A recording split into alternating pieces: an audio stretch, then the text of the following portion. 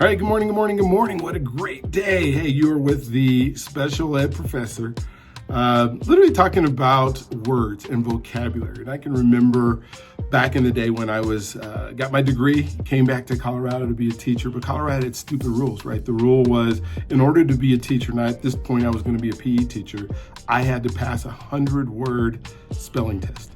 This vocabulary, this thing where not knowing the words and what they meant, but being able to spell them. I don't know what that had to do with me being able to be a great PE teacher, but that's what Colorado decided. So I literally could not pass it because of my dyslexia and had to move back to California in order to become a teacher. So the word today is doggedness, doggedness, doggedness, and then having the ability and the doggedness belief. So by example, my doggedness wouldn't let Colorado's ridiculous rules stop me. I packed up and moved to Colorado because it's the determination, right?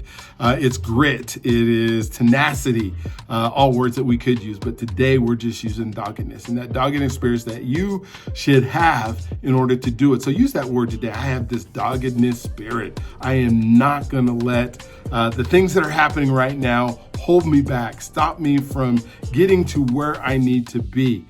Doggedness. You guys have a wonderful, just incredible day today, and we will talk with you tomorrow.